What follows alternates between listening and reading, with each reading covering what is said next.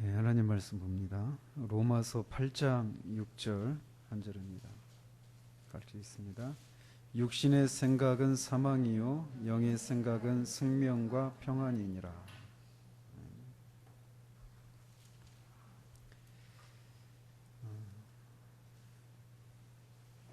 우리가 지금 계속 살피고 있는 것이 어떤 사람이 영적으로 사고하는 사람인가, 또 영적으로 생각이 돌아가는 사람인가, 이런 걸 지금 하고 있는 중에 거룩한 의무들을 행하는 것과 관련해서 지금 우리가 살피고 있는 겁니다. 그래서 지난주에 살핀 것이 영적으로 새롭게 변화된 사람들, 영적으로 사고하는 사람들, 이런 사람들이 거룩한 의무를 행할 때 영적으로 변화되지 않았음에도 불구하고 정서가 어느 정도 자극을 받은 사람들, 그래서 거룩한 의무들에 열심을 내는 사람이 있단 말이에요. 쉽게 말하면 그런 사람들은 성령의 일반적인 역사를 통해서 아직 구원이 이르지는 않았어요. 그런데 자신의 상태를 깨닫고 하나님 앞에 자신의 그런 심판 아래 있는 자신의 상태를 깨닫고 그 거룩한 일들에 열심을 내는 그런 사람들이 있단 말이죠. 근데 그들이 거룩한 의무들에 열심을 내는 목적은 그것을 통해서 자신의 그 죄책감을 달래고 하나님께 인정받으려고 하는, 다른 말로 말하면 자기 의의를 쌓으려고 하는 그런 데에서 그런 거룩한 의무들을 행하는데 열심을 낸단 말이죠. 그리고 또 그것과 아울러서 그렇게 하고 있는 거룩한 의무들을 열심히 내는 자신을 사람들이 칭찬해 주기를 바라는 그런 기대에서 그런 일들에 열심을 낸다라고 했어요. 근데 이에 비해서 영적으로 새롭게 변화된 사람들, 성령의 일반적인 역사가 아니라 특별한, 구원에 이르는 특별한 역사를 통해서 정서가 영적으로 새롭게 변화된 사람들이 거룩한 의무들을 행하는 데 있어서 열심을 낸다라는 것이죠. 그들과 똑같이. 그런데 그 목적과 동기가 다르다라는 것입니다. 그래서 영적으로 변화된 신자들은 이 거룩한 의무들을 하나님이 정하셨고 그 의무들을 통해서 믿음과 사랑의 역사와 그 성장을 위해서 하나님이 정하신 방편이기 때문에 그것들을 지키기 위해서 열심을 낸다라는 것이고, 또 그 거룩한 의무들을 활용하는 것을 통해서 이 믿는 자들에게 신적인 사랑의 의식과 은혜를 공급하고 전달해주는 방편이기 때문에 그런 것에 열심을 낸다라고 말씀드렸습니다. 오늘은 그렇게 거룩한 의무들을 통해서 신적인 사랑의 의식이 전달된다라고 하는 것이 무엇인지에 대해서 좀 더 구체적으로 살펴보도록 합니다. 저는 오늘 우리가 전하려고 하는 이 내용을 전하면서 바로 떠오른 사람이 있는데 바로 토저입니다. 그래서 지금 집에 가면 지금 막 하나님을 추구하면 그거를 다시 읽으려고 지금 첫 1장만 지금 막 읽었는데 빨리 가서 읽고 싶어요 지금.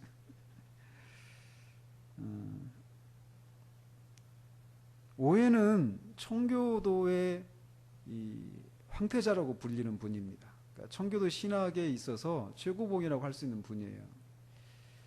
그런데 이 오해를 포함한 이 청교도들을 이해하기 위해서는 오늘 우리가 살펴보려고 하는 내용에 대한 이해가 없이는 오해이나 청교도들을 이해할 수 없다라고 저는 감히 단언합니다.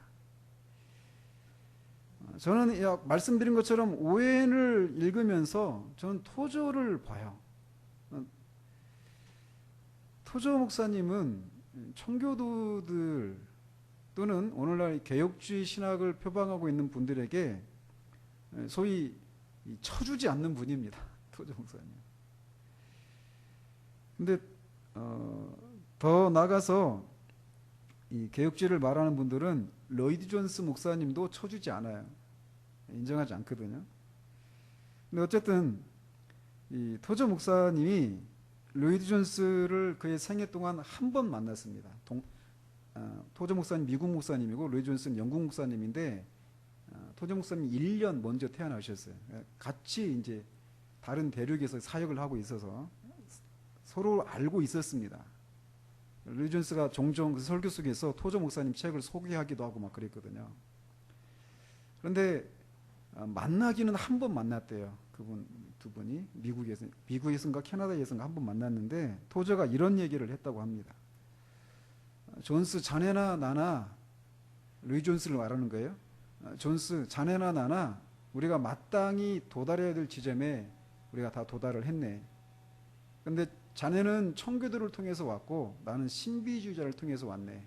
이런 얘기를 했다고 합니다. 지금 토저 목사님이 루이 존스 목사님에게 했던 그 내용 있잖아요. 자네나 나나 마땅히 도달해야 될 지점에 왔네. 마땅히 도달해야 될 지점, 그거를 오웬이 말하고 있어요.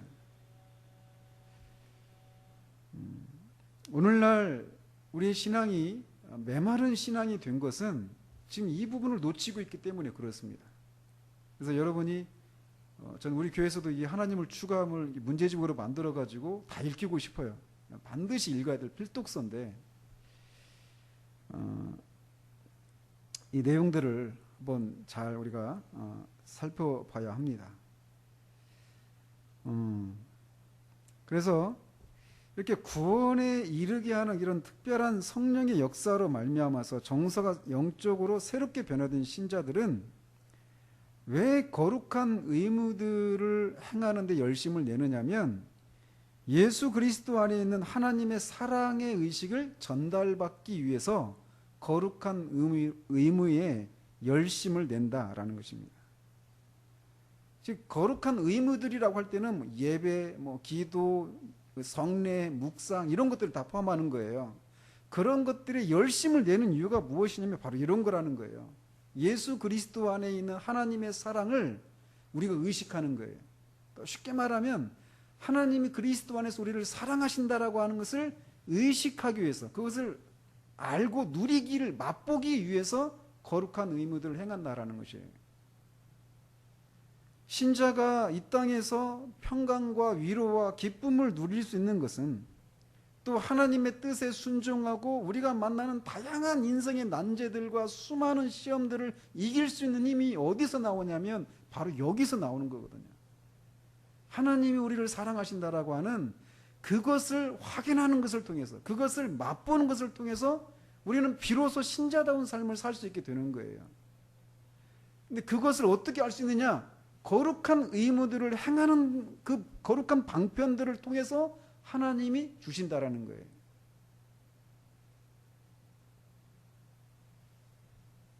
우리 영혼이 사는 길은 바로 이렇게 하나님이 우리를 사랑하신다라고 하는 것을 의식하는 것에서 나온다라는 것이죠. 만약 이것이 없으면 세상에서 가장 불쌍한 사람들이 바로 신자들이에요. 거룩한 의무들을 행해요. 그 하나님의 뜻대로 살려고 막 나름대로 애를 써요. 죄를 이기려고 하고 세상의 유혹을 벗어나려고 하고. 그런데 그런 것을 할 수 있는 원천인 우리를, 하나님이 그리스도 안에서 우리를 사랑하신다고 하는 그 하나님의 사랑을 의식하지 못한 채 그런 것들을 행하는 것은 그렇지 않아도 인생의 그 수많은 난제들 앞에서 우리는 깔려 뭉개질 그런 판인데 그 위에 거룩한 의무들을 행하는 또 다른 짐을 지고 가야 되는 불쌍한 처지에 있게 되는 사람들이 된다라는 것이죠. 그런 면에서 이 신자를 신자되게 만드는 것은, 신자를 신자다운 삶을 살아갈 수 있게 만드는 것이 바로 이거라는 거예요. 하나님의 사랑. 결국 하나님의 사랑이라고 하는 것은 결국 하나님 자신입니다. 왜냐하면 하나님은 사랑이시기 때문에. 그런데 우리가 이렇게 거룩한 의무들을 행하며 이렇게 나갈 때 우리 안에서 이런 의식을 불러일으키시는 일을 하시는 분이 바로 성령님이셔요. 그분은 우리 마음에 하나님의 사랑을 부어주신다라고 로마서에서 사도가 얘기해요. 그리고 또 우리가 하나님의 자녀인 것을 증거하시고 하나님 안에 있는 아버지로서의 사랑을 우리에게 확증하여 주시는 일들을 하신다라는 거예요. 이런 일들을 언제 하느냐? 말씀드린 것처럼 거룩한 의무들을 행할 때 성령께서 하신다라는 거예요. 우리는 흔히 성령께서 역사하신다라고 할 때 다분히 어떤 초자연적이고 어떤 신비로운 어떤 그런 것들을 먼저 연상합니다. 성령이 과연 우리 안에서 역사하시는가? 근데 성령께서 하시는 일들이 이런 거라는 거예요. 물론 이런 일들만 하시는 건 아니지만 특별히 신자들이 그 거룩한 방편을 활용하며 나갈 때 그렇게 우리 안에서 하나님을 향한 그 사랑을 확인시켜 주시고 아버지의 사랑을 확인시켜 주시고 우리가 하나님의 자녀라고 하는 것을 확증시켜 주시는 일들을 하신다라는 거예요. 우리가 만약에 예배 가운데 기도 가운데 그런 일들이 있다면 성령께서 하시고 계시다라는 거예요. 그런 것들이. 그런데 성령께서 이런 일을 하실 때 일반적인 방식은 복음을 설교하는 일을 통해서 하신다라는 것입니다. 물론 말씀드린 것처럼 기도나 다른 어떤 거룩한 그런 행사들을 통해서도 이런 일을 하셔요. 그렇기 때문에 이런 이유들 때문에 신자들은 우리를 향한 하나님의 사랑을 확인받고자 여러 가지 거룩한 의무들을 행하는 것이다 라는 것입니다. 따라서 신자들에게 있어서 거룩한 의무들을 행하는 것은 구원의 우물에서 물을 깃는 것과 같아요. 아까 방금 전에 불렀던 것처럼 보라 하나님은 구원이시라. 그 구원의 샘에서 물을 기르리라. 성령께서는 그런 방편들을 통해서 신자들의 영혼을 하나님이 사랑하신다라고 하는 의식을 전달해 주신다는 거예요. 그것을 기대하면서 신자들이 거룩한 의무들을 행해 나간다는 것입니다. 그래서 말씀을 들을 때 그리스도께서는 그 계시록에 있는 것처럼 신자들의 마음의 문을 두드리시고 신자들의 마음이 믿음으로 마음의 문이 열리게 되면 그 사람들에게 들어가셔서 자신과 아버지의 사랑이라고 하는 은혜로운 선물을 그들에게 주신다라는 거예요. 말씀을 들을 때뿐만 아니라 여러 가지 거룩한 방편들을 활용할 때 이런 은혜를 받는다라는 겁니다. 물론 때로는 신자가 처한 여러 가지 이유들로 인해서 그리스도 안에 있는 하나님의 사랑을 의식하지 못하는 때도 있어요. 그러나 결국은 그가 신자라면 이것을 확인하게 되어 있다는 것입니다. 이것이 신자들의 영혼이 견고하게 되는 근거라는 거예요. 그런 것들이 없으면 신자들의 영혼은 곧 파리해지고 죽어버릴 수밖에 없습니다.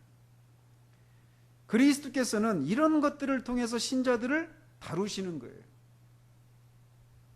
신자들이 거룩한 방편들을 행하는 이유가 바로 이 때문에 그렇습니다.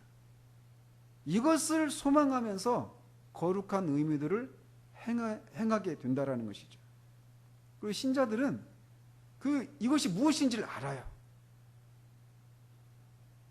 그리고 그런 일이 있었을 때, 즉 말씀이나 기도나 어떤 거룩한 방편들을 가지고 그리스도 안에 있는 하나님의 사랑을 확인받고자 그렇게 나갔을 때 그들의 영혼이 어떻게 어둠 가운데서 벗어나고 다시 살아났는지에 대한 기억이 있는 사람들이에요. 절망적인 상황에서 새 힘을 받아서 자신들이 처한 위험과 시험으로부터 생겨난 그런 여러 가지 갈등에서 자신들이 구원받은 그런 경험들을 가지고 있는 사람들이 신자다라는 것입니다. 그리고 그런 것들을 통해서 그들이 점점 신의 성품에 참여해서 그 그리스도를 닮아가는 그런 일들이 일어나게 되는 것입니다. 그렇기 때문에 영적으로 새로워진 정서를 소유한 사람들은 이것들을 행하는데 열심을 내는 거예요. 그래서 지난주에 우리가 살펴본 그 여러 시편 기자들이 그것을 기억하면서 그렇게 거룩한 하나님 앞에 나가서 예배하고 하나님과 그런 교제를 나누었던 그런 사실들을 기억하면서 지금 여러 가지 상황으로 그런 거룩한 방편을 통해서 하나님 앞에 나가지 못하는 현실을 인해서 탄식하고 마음이 상해하는 거예요. 상해하는 것이죠. 만약 우리가 이런 일들에 대해서 외인이라면, 이게 무슨 말인지 모른다라면, 즉 거룩한 하나님, 그 거룩한 방편들을 통해서 하나님의 사랑을 전달받는다라고 하는 것이 무엇인지를 모른다라면, 우리는 거룩한 의무들을 사랑하고 기뻐하는 것은 사실상 어려운 일입니다. 우리가 말씀을 들으러 나오는 것도, 기도하는 것도 그것들을 통해서 하나님의 사랑을 확인받고자 함이에요. 그런데 많은 사람들이 거룩한 의무들을 성실하게 수행하면서도 그런 의무들을 행하는 것을 통해서 하나님으로부터 무엇인가를 받을 생각은 하지도 않은 채 거룩한 의무들을 행하는 것은 하나님께서 명령하신 것이기 때문에 그것을 행함으로써 하나님을 기쁘시게 하는 것이 자신들이 할 바라고만 생각하고 하나님께 아무것도 기대하지 않고 나오는 것은 결국 그들이 그 행하고 있는 것들을 경시하는 대로 이끌고 말게 된다라는 거예요. 우리는 흔히 그런 얘기를 듣잖아요. 우리가 하나님도 뭔가 받기 전에 하나님께 드려야 된다. 예배는 드리는 것이지 받는 것이 아니다. 이런 얘기를 하잖아요. 예, 우리는 하나님께 드려야 됩니다. 그분께 경배를 드리고 찬양을 드리고 사랑과 존귀를 드리는 것이 맞아요.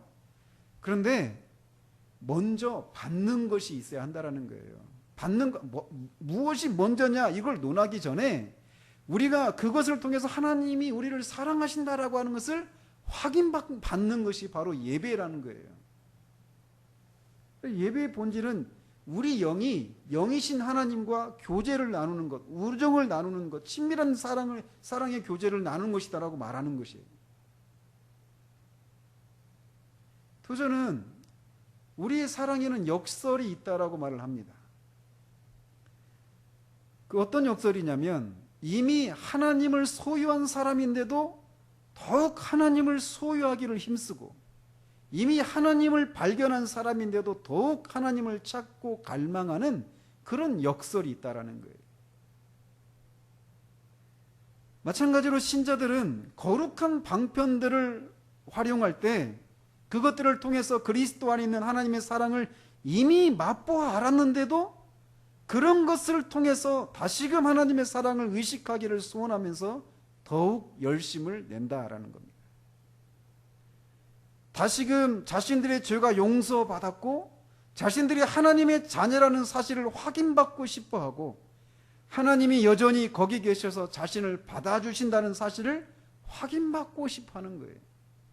이게 사랑이 가지고 있는 특징입니다. 이미 사랑받고 있다는 것을 아는데 또 확인받고 싶어하는 거예요. 왜냐하면 우리를 향한 하나님의 사랑에는 그런 특징이 있는 거거든요. 하나님을 이미 발견한 사람들은 이미 하나님이 주시는 그 하나님 안에 있는 그 영광의 탁월하심을 맛보아 생긴 그 갈증 때문에 또 하나님을 갈망하게 되는 그런 일들이 있게 된다는 거예요. 사실 그게 천국이거든요, 사실. 어제도 그 포로쇼 목사님 설교 한 편을 이렇게 들었는데 천국이 바로 그런 것이라는 거예요. 오늘 우리가 감당할 수 있을 만큼의 그 하나님의 영광의 탁월하심을 맛보고 막 주체할 수 없는데 내일 또 다른 새로움이 우리 가운데 있는 거예요. 그게 영원히 지속되는 것이 천국이란 말이죠.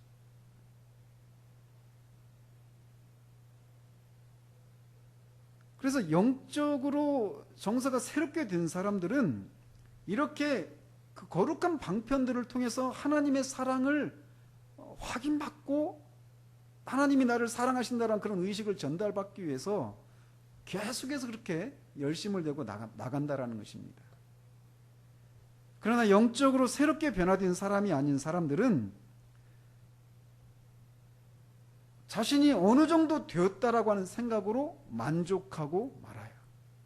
도저는 영적인 세계에서 그 만족, 그것이 우리 영혼을 죽이는 것이라고 말을 합니다. 그리고 이 자신의 영혼이 무엇을 필요로 하는지를 몰라서 자신의 영혼에 새로운 은혜를 전달받아야 한다라는 하는 것을 알지 못해요. 매일 하나님의 사랑의 은혜를 새롭게 인식하지 않아도 별 문제가 없다는 식으로 생각한다라는 것입니다. 실제로 교회 안에 있는 많은 사람들이 거룩한 의무들을 행하면서도 자신이 그것들을 통해서 무엇을 구해야 하는지 모른 채 거룩한 의무에 참여하는 경우들이 많이 있습니다. 막연하게 은혜를 주시기를 구하거나 자기들의 수준에서 생각하는 위로와 소망을 얻기를 바라면서 거룩한 의무들에 참여하는 사람들이 허다해요. 그런 사람들 중에는 훌륭한 신앙 고백을 하는 사람들일 수도 있습니다. 그러면서도 신앙 고백을 아주 정통적이고 훌륭한 신앙 고백을 하면서도 자신의 속사람이 하나님의 사랑을 새롭게 확인받고자 하는 새롭게 확인받고자 하는 그런 욕망을 가지고 있다라고 하는 것을 모른 채 그저 자신의 의무들을 묵묵히 감당할 뿐이에요. 하나님에 대해서 바른 견해를 가지고 있습니다. 옳은 견해를 가지고 있어요.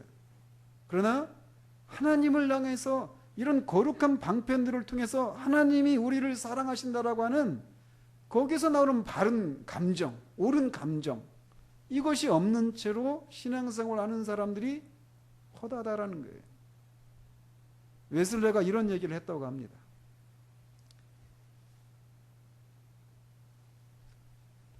정설 혹은 옳은 견해, 그러니까 옳은 견해가 종교에 있어서 차지하는 부분은 아주 적다. 옳은 감정은 옳은 견해 없이는 존속하지 못하지만 옳은 감정 없이 옳은 견해는 존속할 수 있다. 다시 말씀드릴게요.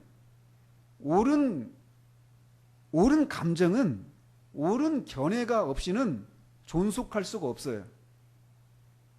그런데 옳은 견해는 옳은 감정 없이도 얼마든지 존속할 수 있다는 거예요. 하나님에 대한 사랑이나 옳은 감정 없이도 하나님에 대한 옳은 견해만은 있을 수 있다는 거예요. 대표적인 존재가 있다면 사탄이다라고 웨슬레가 말을 해요. 무서운 사실 아닙니까?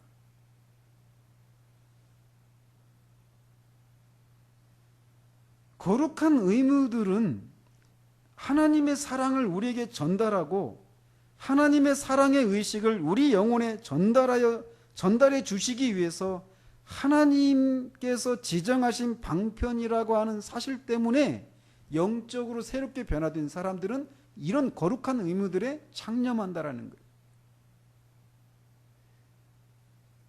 그렇기 때문에 거룩한 의무에 특별히 예배에 참여하고 있으면서도 미지근하고 냉담하고 무관심한 모습이 나타난다라고 오해는 말한다라는 거예요. 이게 무엇인지를 모르기 때문에. 사람이 거룩한 의무를 행하면서도 이런 모습을, 그러니까 미지근하고 냉담하고 무관심한 모습을 보이는 것은 그의 마음이 부패한 상태 가운데 있다라고 하는 것을 드러내준다고 오해는 말합니다. 그리고 이런 상태 가운데 있는 사람들은 갈수록 냉담해지고 부주의해져서 공적인 예배의 의무들을 무시하게 되고 설령 예배에 참석한다고 해도 마지못해 참석하고 거기에서 행해지는 것에 대한 관심이 전혀 생기지 않는 상태로 점점 발전해 간다라고 말을 해요. 만약 우리가 이런 상태 가운데 있다면 그것은 영적인 것들과 영원한 것들에 대한 바른 마음의 자세에서 무섭게 벗어나게 하는 그런 부패의 세력 안에 들어있다라고 하는 것을 말해주는 것입니다. 이런 상태에서 죄상의 방책은 자신의 이런 상태를 정직하게 아리고 새롭게 하시는 은혜를 구하는 것이 필요해요. 영적으로 새롭게 된 사람은 이런 것을 통해서 자신이 그런 사람이라고 하는 것을 드러냅니다. 거룩한 의무들을 통해서 그리스도 안에 있는 하나님의 사랑의 새로운 표징과 그 사랑에 대한 새로운 의식을 전달받기 위해서, 그리고 그것과 함께 수반되는 모든 은택들과 함께 성령으로 말미암아 그들의 정서가 새롭게 되기를 구하며 거룩한 의무들을 행해 나간다는 겁니다. 그렇기 때문에 영적으로 새롭게 된 사람은 거룩한 의무에 즐거움으로 열심을 낸다라는 거예요. 그것을 통해 하나님의 사랑을 확인받기 위해서. 두 번째로, 영적으로 변화된 사람들이 거룩한 의무들의 열심을 내는 이유는 그들의 내면을 거룩하게 하고 새 힘을 주는 은혜를 얻기 위해서입니다. 신자들이 이 땅에서 고통하는 것 중에 하나는 그들이 하나님의 뜻을 순종하는 것에서나 시험을 이기는 일에 있어서 자신들이 연약하다라고 하는 것입니다. 그것 때문에 고통을 겪어요. 그래서 신자들은 이런 이유로 이 땅에서 신음하고 씨름하는데, 거룩한 의무들을 행해 나갈 때 하나님의 뜻에 순종하고 시험을 이길 수 있는 영적인 힘과 능력을 공급받을 수 있기 때문에 그런 것에 열심을 낸다라는 겁니다.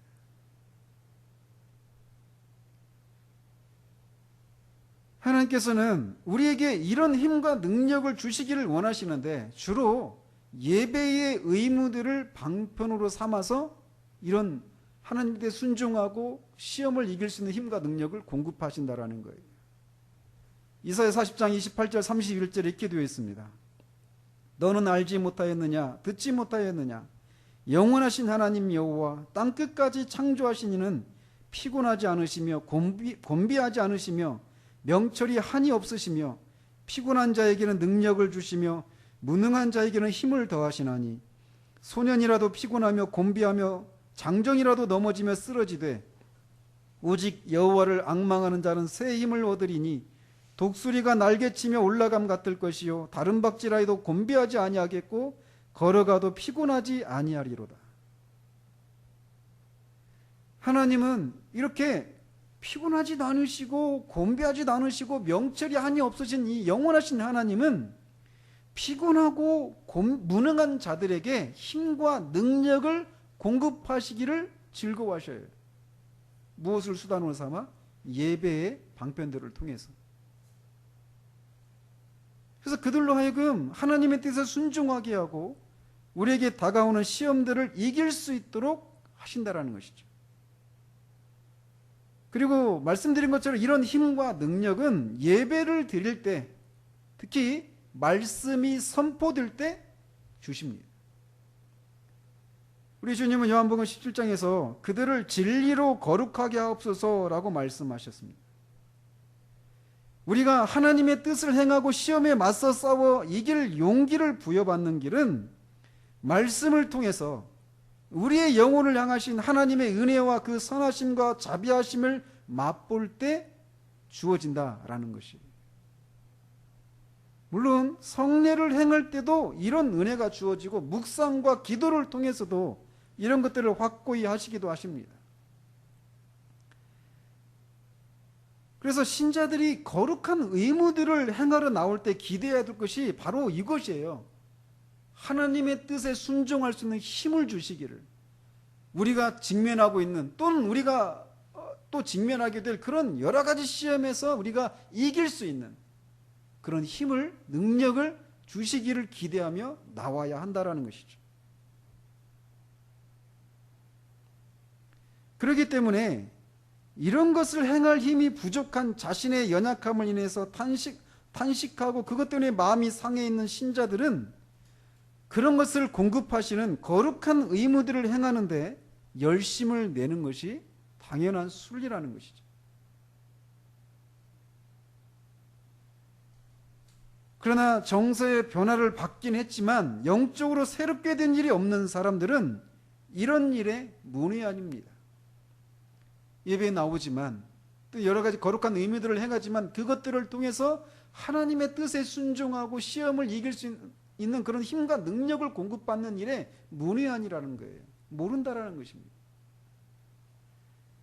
그렇기 때문에 그런 기대를 가지고 나오지도 않고 당연히 그런 것들을 체험하지도 못합니다.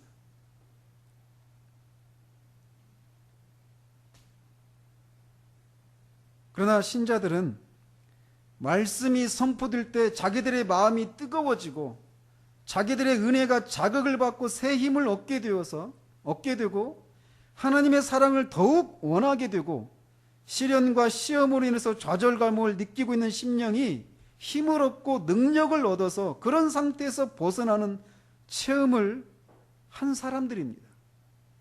그렇기 때문에 그런 신자들에게 있어서 말씀을 듣는 것은 결코 고역이 아니라 기다려지는 일이 된다라는 것이죠.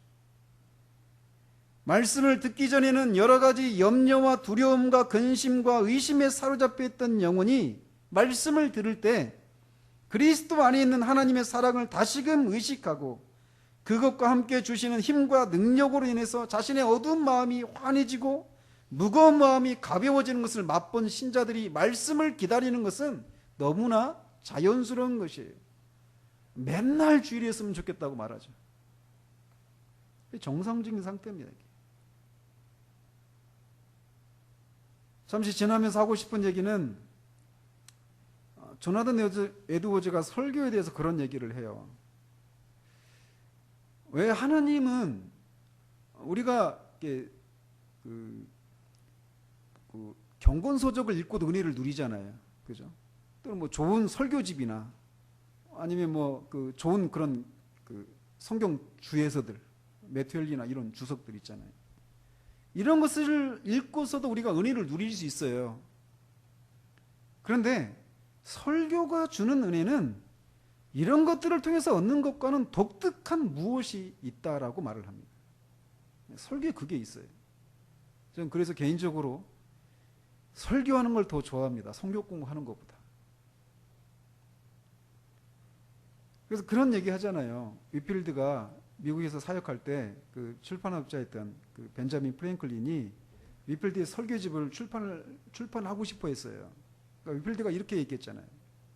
만약 내 설교 속에 있는 번개와 그 천둥을 그 책 속에 담을 수 있다면 내라고. 설교하는 그 현장에 있는 그 독특한 은혜가 있다라는 것이죠. 그래서 이게 말씀이 선포되는 현장에 있는 것의 그 중요함이 거기에 있습니다. 그렇기 때문에 말씀을 현장에서 듣기를 힘써야 돼요. 여러분이 카페를 통해서도 설교 듣잖아요. 달라요. 현장에서 듣는 거하고.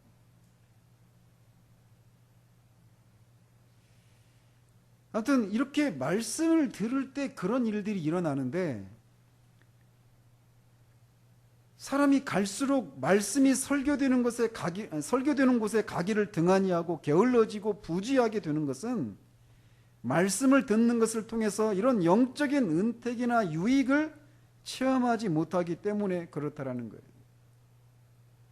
한때 이런 것이 무엇인지 어느 정도 맛보기도 했지만 점점 이런 것들에 마음이 냉담해지고 결국엔 그 모양마저 버리는 일이 일어나는 이유가 바로 여기에 있는 거예요. 이런 모습을 보이는 것처럼 그러니까 이렇게 말씀을 듣는 것을 등하냐고 게을리하는 이런 모습을 보이는 것처럼 그의 상태가 지금 부패한 상태 가운데 있다라고 하는 것을 잘 드러내주는 것이 없다라는 거예요. 그런 상태에서 말씀을 들으면서도 아무런 마음의 고통도 느끼지 못하고 만족해할 수도 있습니다. 그러면서도 그런 상태에서도 말씀을 듣는 일과 함께 다른 의무들을 여전히 감당하고 있을 수도 있어요. 그러나 그렇다 해도 그의 영혼이 잘 되어가고 있다고는 할 수 없다라는 것입니다. 따라서 하나님의 말씀을 듣는 것에 신령한 기쁨과 사랑을 가지고 거기에 열심을 내는 사람들은 오직 자기의 영혼과 양심에서 그 말씀의 거룩한 목적에 따른 효력을 인식하는 사람, 지각하는 사람들 뿐이라는 거예요. 그래서 그런 사람들은 지금 그런 은혜가 있기 때문에, 말씀을 들을 때 그런 은혜가 있기 때문에 더 맛보기 위해서 그 말씀을 듣는 일에 더 열심을 내고, 지금은 여러 가지 이유로 말씀을 들을 때 은혜가 없어도 예전에 그 말씀을 들을 때 누렸던 그런 그 은혜의 기억들이 있거든요. 그래서 말씀을 예전에 그 말씀을 통해서 자신의 영혼이 경험했던 그 거룩한 반전에 대한 기억이 있는 거예요.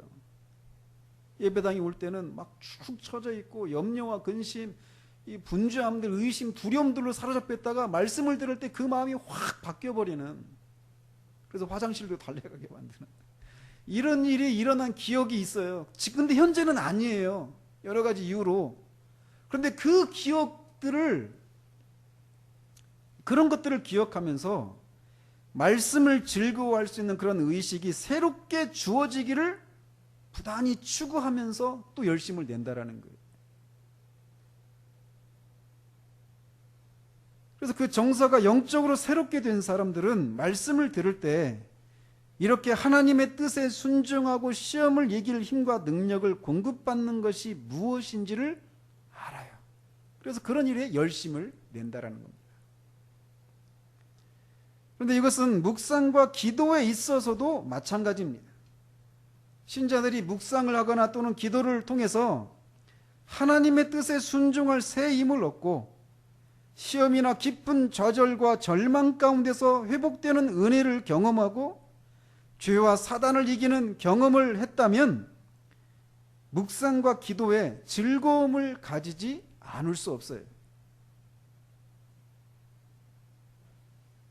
그러나 묵상과 기도 가운데서 그런 것을 맛보는 것이 없다면 묵상과 기도는 무거운 짐이 되고 말 것입니다. 물론 신자들도 묵상과 기도를 통해서 이런 은혜를 경험하지 못하는 때를 지나기도 합니다. 그러나 그런 때에 종종 전에 묵상과 기도를 통해서 경험했던 은혜들을 기억함으로써 무기력과 죄에 빠질 위험에서 건짐받기도 해요. 어떤 때는 도무지 변화되지 않는, 앞이 보이지 않는 현실 속에서 깊은 좌절과 낙담에 빠질 때 예전에 기도와 묵상을 통해서 그리스도 안에 있는 하나님의 사랑을 경험했던 것들을 기억함으로 인해서 그 심령에 새 힘과 용기를 얻기도 합니다. 때로는 하나님의 섭리 가운데 우리가 기도해도 하나님의 얼굴을 우리에게 감추시는 때가 있습니다. 그런 때 우리의 기도는 허공을 치는 것 같죠. 그런 기도 속에서는 어떤 생명도 은혜도 발견할 수 없고 기도도 응답이 되지 않습니다. 그러나 그런 때는 곧 지나갑니다. 신자를 영원히 그런 상태에 두시지 않거든요. 그래서 하나님은 하나님이 마치 우리에게 얼굴을 감추신 것 같은 그런 때를 통해서 다시금 우리가 그 기도와 묵상하는 것에 열심을 내도록 하기 위해서 우리로 하여금 열심 있고 꾸준한 그런 기도를 통해서 그 예전의 상태를 회복하게 하시는 의도에서 하나님의 얼굴을 감추시기도 하십니다. 또는 이전에 도달했던 상태보다 더 나은 상태에 이르게 하시기 위해서 하나님의 얼굴을 감추시는 때도 있어요. 성령 세례를 이렇게 말씀드리면서 그런 말씀 드렸잖아요. 성령 세례를 경험하기 직전에 가장 어두운 때를 지난다고요.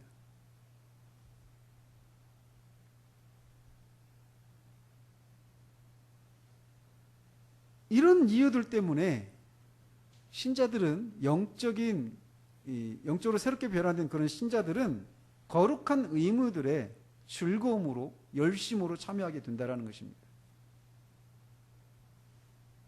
이렇게 영적으로 새롭게 변화된 사람, 다른 말로 영적으로 생각이 돌아가는 사람인가 아닌가는 그들이 거룩한 의무를 행함에 있어서 무엇을 목적으로 그것들을 행하는가에 따라서도 구분할 수 있는 거예요. 성령의 일반적인 역사를 통해서 정서의 자극을 받은 사람들도 거룩한 의무들의 열심을 내지만 그들이 그 일들의 열심을 내는 것은 말씀드린 것처럼 그런 것을 통해서 자신의 양심을 달래고 죄책감을 달래고 하나님의 인정을 받을 수 있는 자기 의의를 쌓기 위해서이고 사람들로부터 경건한 신자라는 칭찬을 받기 위함입니다. 그러나 영적으로 변화된 사람들은 그 거룩한 의무들을 통해서 그리스도 안에 있는 하나님의 사랑을 전달받고 하나님의 뜻을 순종하고 시험을 이길 힘과 능력을 얻기 위해서 거룩한 의무들의 열심을 내는 것이에요. 그런데 영적으로 변화된 신자들이 이런 것을 받으려고 그 일에 열심을 내는데 그것을 받아서 막 마음이 막 충만하고 기쁨이 충만하고 막 이런 상태를 누리는 것으로 끝나는 것이 아니라는 거예요. 궁극적인 목적이 있는데 그런 것을 통해서 받은 은혜를 통해서 하나님께 영광을 돌리기 위해서라는 것입니다. 우리 주님이 제자들에게 가르쳐 준 기도가 하늘에 계신 우리 아버지의 이름이 거룩하게 여김을 받으시오며잖아요. 하나님의 이름이 거룩히 여김을 받는 것, 이것이 기도의 목적이에요. 그리고 우리가 기도하는 목적이란 말이에요. 그런 것처럼 신자들이 거룩한 의무들을 통해서 자신들을 향한 그리스도 안에 있는 하나님의 사랑을 확인하고 하나님의 뜻을 순종하고 이 시험을 이길 힘과 능력을 공급받으려고 하는 것은 그것을 통해서 내가 살아있구나, 그것 또는 그 살아있다라고 하는 그 느낌이 주는 그 자체를 즐거워하고 기뻐하기 위함만이 아니라 그런 것을 통해서 자신의 영혼이 점점 그리스도를 닮아가고 신자다운 삶을 살아서 하나님을 기쁘시게 하기 위함이다라는 것이에요. 즉 하나님께 영광을 돌리려고 하는 목적이 신자들과 하나님과의 관계에서 하나님의 사랑을 확인받는 것을 필요로 하고 하나님의 뜻을 순종하고 시험을 이길 힘과 용기와 능력을 필요로 하는 것이라는 거예요. 그러니까 내가 하나님의 사랑을 받는 사람이라고 하는 것을 확인하는 것, 그리고 하나님의 뜻을 순종하고 시험을 이길 수 있는 힘과 능력을 받아서 그렇게 하나님을 기쁘시게 하는, 그렇게 될 때에만 하나님께 영광을 돌리는 삶을 살 수 있기 때문에 그런 것들에 힘을 쓴다라는 거예요. 즉 모든 것이 하나님께 영광을 이라고 하는 거기로 돌아간다라는 것이죠.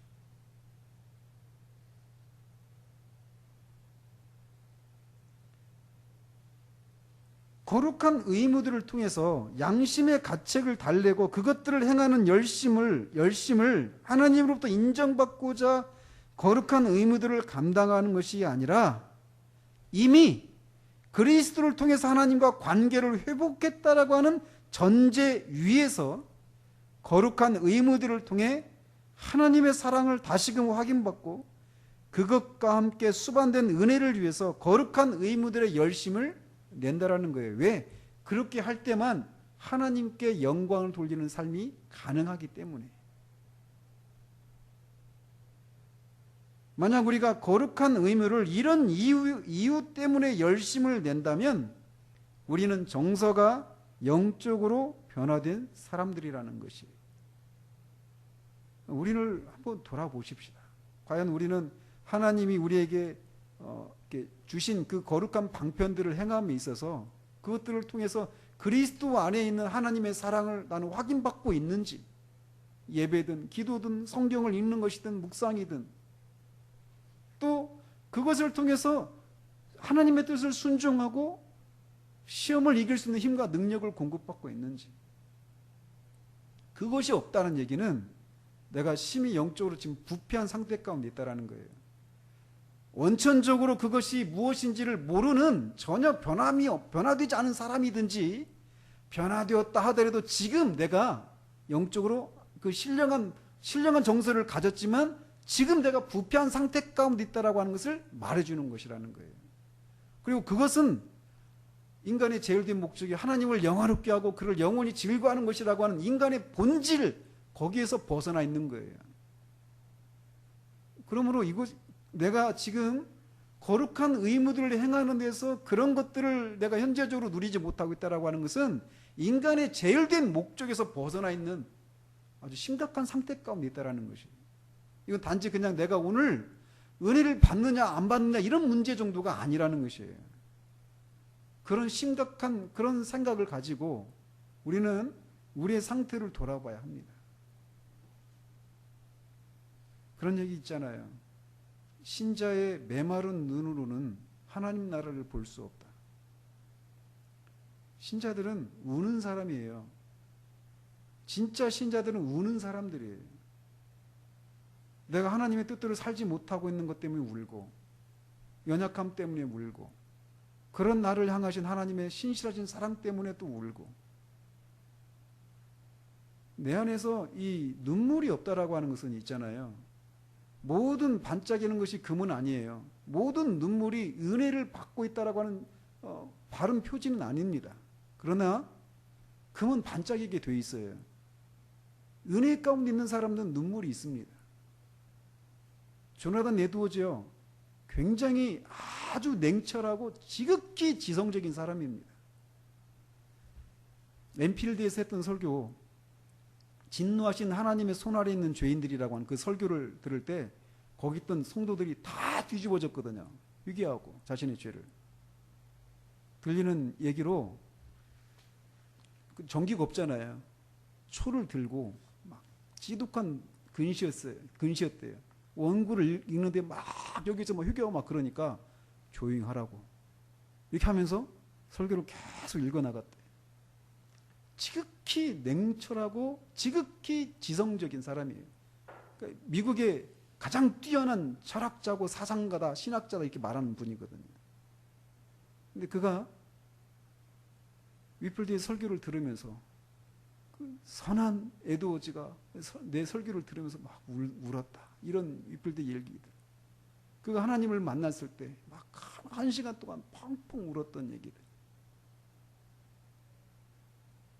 우리 안에 눈물이 없다라고 하는 것은요, 많은 경우에 우리 영혼이 지금 부패해 있다라고 하는 것을 말해주는 것이기도 합니다. 그럼 반대로 말씀드린 것처럼 모든 눈물이 다 은혜의 표지는 아니에요. 그런 면에서 우리가 아까 말씀드렸죠. 이 웨슬레가 말했던 거, 옳은 감정은 옳은 견해 없이는 존속할 수 없어요. 그러나 옳은 견해는 옳은 감정 없이도 존속할 수 있어요. 하나님의 사랑에 대해서 바른 견해를 가질 수 있어요. 구원에 대해서 바른 견해를 가질 수 있습니다. 그러나 하나님의 사랑에 대한 바른 감정 없이도 바른 견해를 가질 수 있다는 거예요. 그게 바로 사단이라는 거예요. 그런 측면에서 우리의 이 정서의 문제를 돌아봐야 합니다. 심각한 문제라는 거예요. 제가 계속 올려놓죠. 카페에 신앙감정론. 이 세상에서 감정이 사라진다면 이 세상은 아주 죽은 사회가 될 거라는 거예요. 일반 세상 속에서도.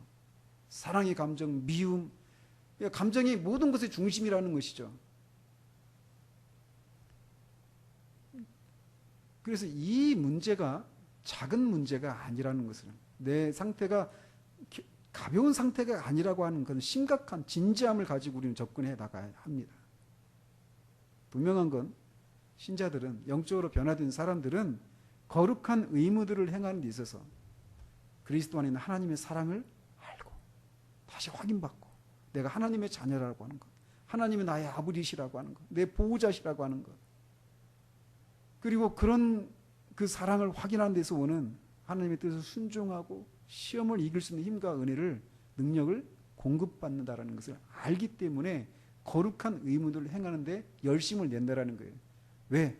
그렇게 될 때에만 하나님께 영광을 돌리는 삶이 가능하기 때문에.